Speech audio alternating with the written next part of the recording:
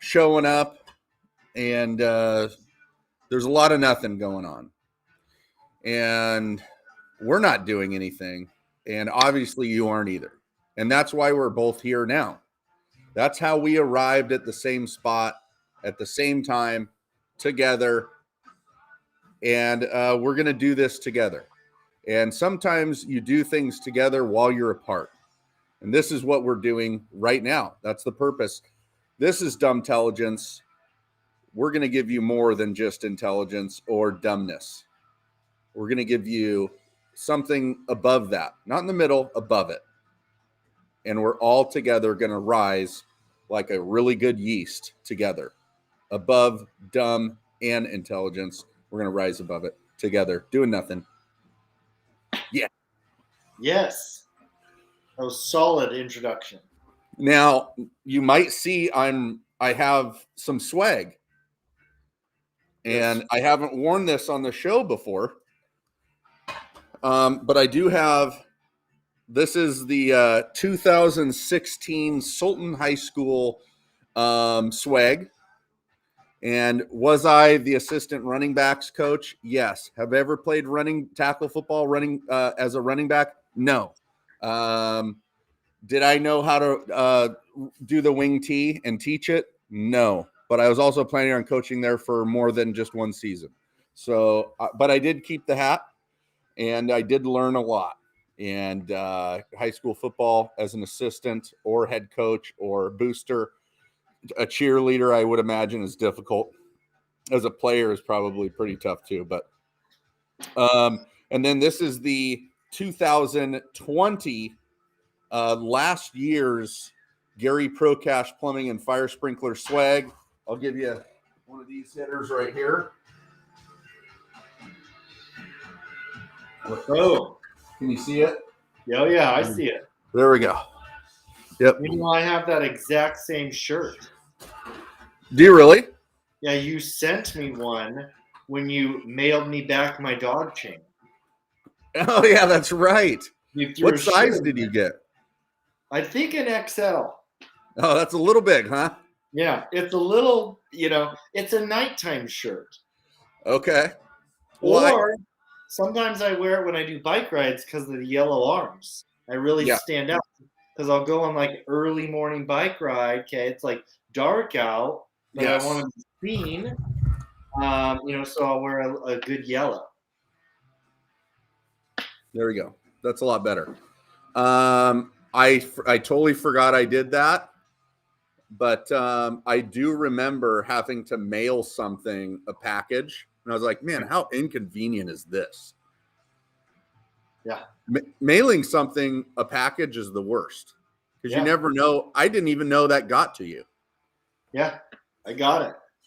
See, now when you send an email, I mean, 99% of the time it makes it there. You know what I mean? Yeah. But a package, 5 or 6 different people are touching it before it even gets to you. And who knows what they're doing to it when they touch it. Exactly. What are they doing to the package? And they're just, they're just excited to touch something. You know what I mean? I'm touching something that belongs to somebody else. They're sniffing it. Honestly, people don't know what happens along the travels. I mean, imagine being a package. Dude, you're just a square hitchhiker. That's all you are. Yeah, getting thrown on one train, then onto a plane maybe. Then it's the back of somebody's car, truck, U-Haul. Yeah. And what happens in between when it's, one person, hey, here, take this. Take this. I'm going to give this to you right now. It's like, gross, dude. I don't want this box. What's in this box? Is this dog food in this box? Let me smell it. And they're like, that does not smell like dog food. Nope. That smells like a dog collar and a brand new 2020 GPP and FS swag package, care package. Yeah, it was. How you doing there, big guy? I'm good. How are you? Good, man. We didn't make it to Church this morning. Tiffany and I made an executive decision based on the level of organization and cleanliness in our house. It would be better for both of our spiritual growth to stay home and work for 6 hours straight. And clean. Clean, organize, put away, have the kids help us. Dishes, laundry, mopping, sweeping, just putting stuff away, getting it off the floor, putting it to where it belongs. There you go. And cleanliness is close to godliness. Yes. I don't know why they say that. Let me look that up.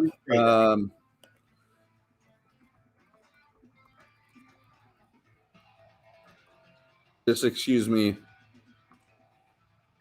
Now, they do say when you are organized and clean, you think better because your brain is always thinking about things that are not in their proper place, even if you're not thinking about it. On an unconscious level, the clutter is carried around in your mind, knowing, okay, yes, didn't put my clean clothes away because I didn't. I threw them on the ground. They're clean, but now every time I go for a shirt, I have to sift through this pile of cleanliness to find a shirt. When if I just took 5 minutes to put it away, probably going to save me more time on the back end. Right. And so this is what Google says. The phrase "cleanliness is next to godliness" means that it's important to keep yourself as well as your personal space clean. That in doing so is almost as important as being good. It's often used to admonish or give friendly encouragement to someone to clean or tidy up. So it's a colloquialism, and we use it in America to say it's good to have things organized. And just like you said, I mean, really what we're talking about here is your mind or your room or your house or your inside of your car or outside of your car is an externalization of your mind. Yeah. If you have garbage, if you have dirty laundry, if you have, I mean, that is just a synonym or, and it's an externalization of what's going on in your brain, what's going on in your soul. So, if your place is a mess, man, that means the inside of your brain and the inside of your soul is a mess. You need to straighten up. And that's what we did today. If you walked into a millionaire's abode, most of the time, the front porch isn't trashed up. They don't have garbage piled up because they kept forgetting to put it on the street. Right. It's pretty clean. I mean, but sometimes you walk into houses where you're like, okay, this is dirty. Not necessarily a safe place sometimes. Not a safe, physically, mentally. Keep your shoes. It's a keep your shoes on type of situation. Now, do I want people wearing their shoes in my house? Not really, but I get why they do. Because probably they don't want to get their socks dirty. You know what I mean? Yeah. And so when people came into my home and saw that the house was clean and chose to then wear their shoes out of some other reason, that's fine. But I don't want it to be because they want to keep their socks clean. I mean, that's just gross, man. So anyways, yeah, we decided to do that today, and I'm glad we did because I feel a lot better. And going into work weeks where I leave at 5:30, 5:15, 5:30 every morning, and then I get back home at 5:00 at night and then make dinner and do some chores and put the kids to bed at 7:30. There's not really a lot of time in between there to make progress. It's really just to keep up. Yeah. You know what I mean? So, but when you get organized, it's much easier to stay organized. That's right. And if you start planning extracurriculars like leaving the house, and then not cleaning out the inside of the car when you get back home, and then not doing that load of laundry and instead leaving the house again. And just a lot of it is because we don't have enough time at home. It's like, no, we're always trying to go out and do something. Yeah. Mm-hmm. And really, it needs to be like, no, we need to stay here. And it's just unfortunate that it was church that took the brunt of our irresponsibility and immaturity, really, is what it is. Well, that's okay because God can be worshipped anywhere, anyhow, at any time. Any time of the day. Anytime. And by doing anything, really. Anything, anywhere, anytime, anyhow. Yep. You can do Walking in the that. earth can be more spiritual growing. You know, for a guy that right. Sure. Right. And for a guy that has a bunch of rules, not a bunch of rules to appreciate him and worship him. You know what I mean? Yeah. Not a lot of, just like, whatever you're doing, it could be something you're doing. That's the worship, Yeah. You know what the easy part of it is all he ever says is, come to me. That's all you got to do. Just come to me. I wonder if a lot of artistic expression. Let me think about what I was about to say because I just stumbled on something profound. Okay, so I wonder if a lot of artistic expression is the attempt in searching for something higher than yourself.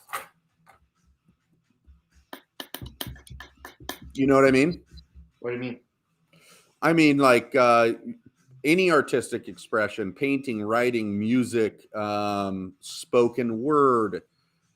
What we're doing now is you're for the non-believers, if they are unknowingly searching for a pathway to God, a path like the artistic, like when they're pouring their soul out on drawing or writing music or playing music, is they're unknowingly searching for that somehow to communicate with God. But they don't, I mean, since they're a lot of artists, I mean, some are non-believers, so they don't know how to do it. You know what I mean? And they don't know, they're unknowingly, searching for that. They're unknowingly doing it.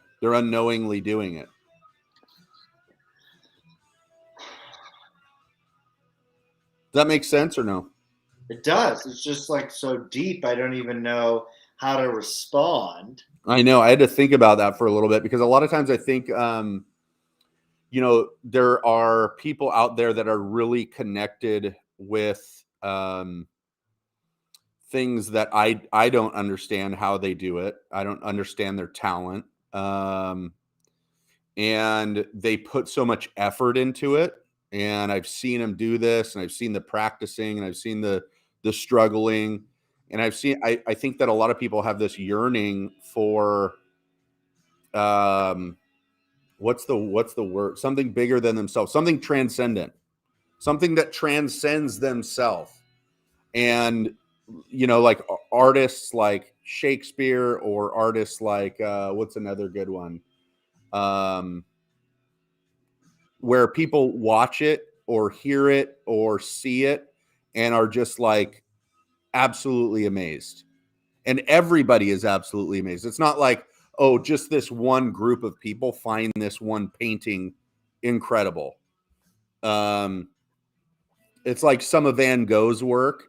Everybody's like just awestruck by it. You know what I mean? And I'm wondering if some of those artists and a part of their struggle is unknowingly searching and have found a way to be transcendent and would be praising God if they would acknowledge it by doing that artwork. I think that's what I meant to say. You mind if I pick this phone call up? Sure. Who is it? It might be business. Put on speaker. This is Drew speaking. Hung up. Did they really? I love it when they do that. You don't know Anyways, who it is? You have no idea who that was. What about like Grammy Award winning artist Metallica with the song "Nothing Else Matters"? That's like wildly one of the most popular songs ever performed, written ever. Everybody knows it. And that song is, that's pretty rough, and they're trying to explain emotions and feelings, and unknowingly through their struggle of actually making that song, they tapped into something transcendent. I don't know, man. I think I can expand on that a little bit better, but I think that's what artists are trying to do. And I think not all artists are like people that believe necessarily. You know what I mean? Believe in God necessarily. No, but they all believe in something. Right. And that's my point, is unknowingly they are tapping into the transcendent somehow. Somehow they're doing it. Somehow, some way. Yeah. Now, do we have guests today? What's the setup today? I was thinking no. Okay. Yes, today. Okay. Today, maybe we just focus and really structure and format how we want to go about the show in regards to how we communicated. Was that Friday? Friday evening? Yes. Yes. So we start working that angle. Okay. And then we can like get a good structure. This is probably a good time for just you and me, because I think that when it comes down to it, this is a Drew Tyler show. Yes. Or Thank a you. Drew Tyler project. Okay. Yes. Yes. Because this consistency has been between you and me. Yep. So we really buckle down. How are we gonna integrate this book writing? And you know what? I think that in relation to what you just discussed, so I watched a TED Talk a while back, okay? Yep. And very popular. Yep. TED is very popular. Very popular, okay? This is a TEDx talk, okay? Went viral way back when. I don't even remember when. 2016. I don't know. Don't even remember the guy's name. Michael Brody Waite. Okay? He was a homeless drug addict who then became a CEO of a Fortune 500 company. Okay? Okay. And when now, did he sell all of his shares for crack? Because that would have been a good story. That would have been a good story. How I went from the bottom to the top, back to the bottom. Okay? Okay.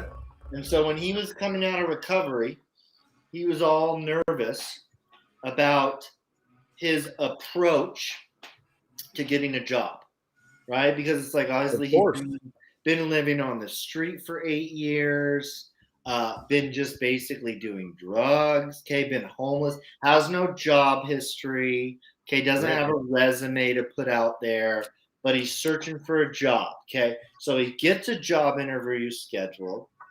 He's in a bit of a panic, okay? Doesn't know what to do.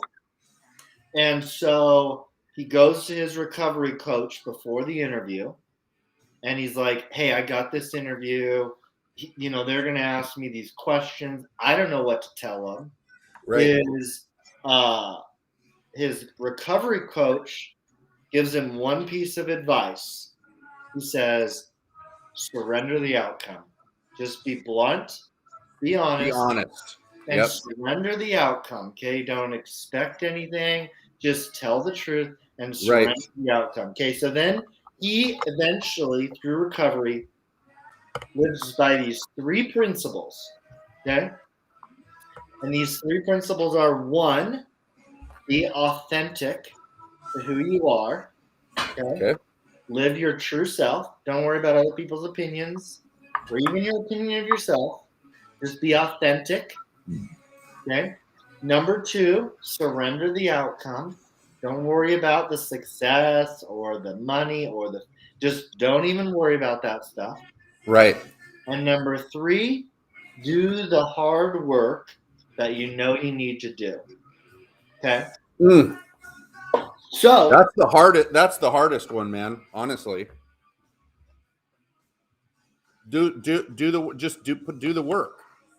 Go through the process. Do the work. You have to do the work. That's a hard one for me. The other two are done. Those are down the river. Those are easy. Doing the actual work it takes. That's a hard one because a lot of it requires outside of the box type stuff. It require it's not just you can't just do the 8 hours it takes. Sometimes you got to work an extra 2 to 4 to actually get where you're trying to go, and that's the hard part. You got to put in the work. But yeah, I know I like that. I like that.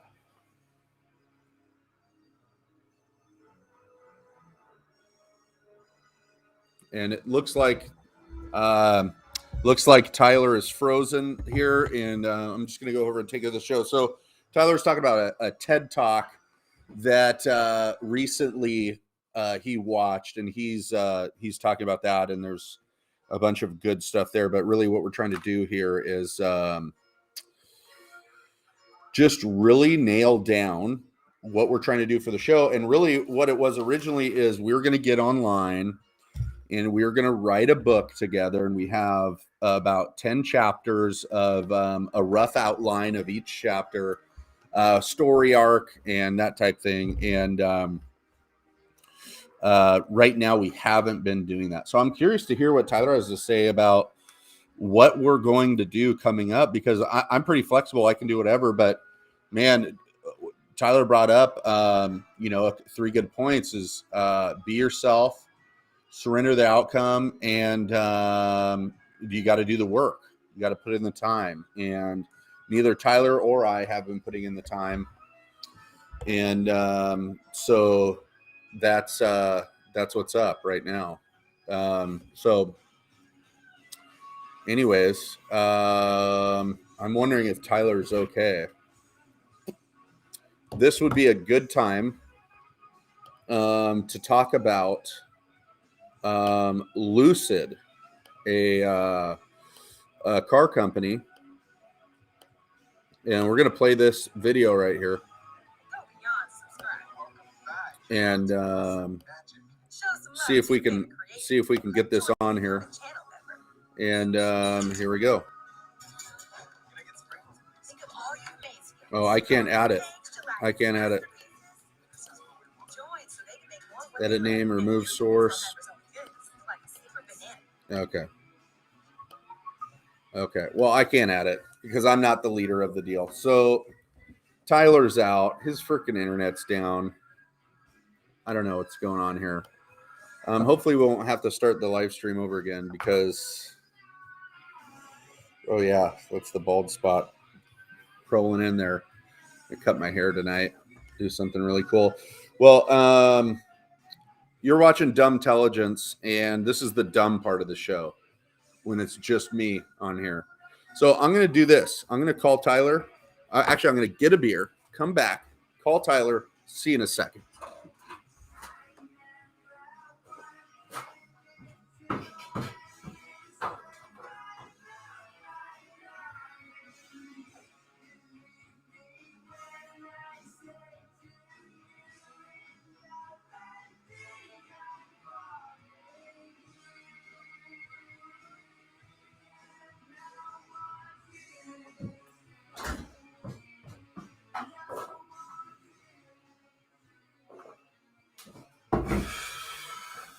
Okay.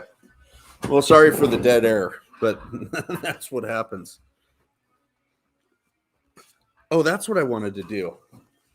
Let's see, it's 2022 almost. want to give a 2025 prediction. You know what I mean? That would be a fun show. Okay, call him, Tyler.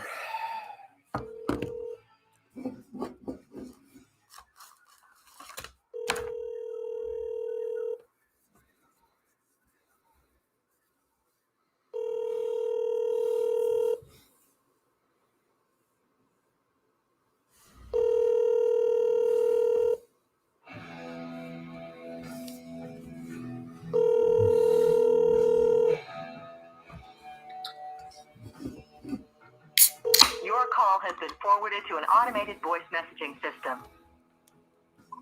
Tyler Rena is not available.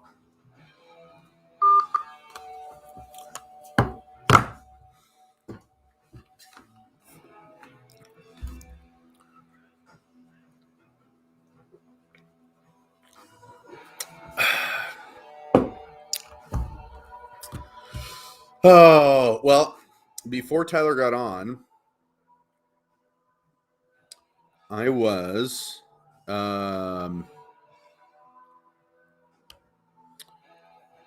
writing.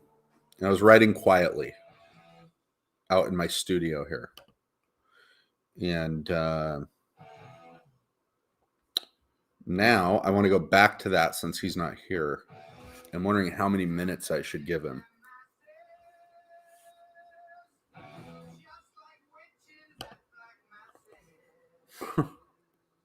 Play local video. I can't play local videos for you guys because I'm not in charge of the bangarang.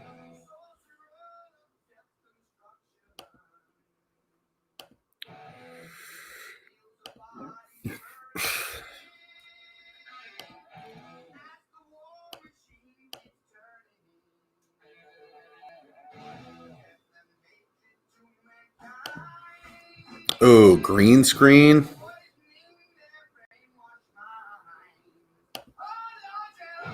Okay. Okay. All right. Well, it's been fun. And I'm going to go ahead and jump off live here. And we'll get back on shortly, I'm sure.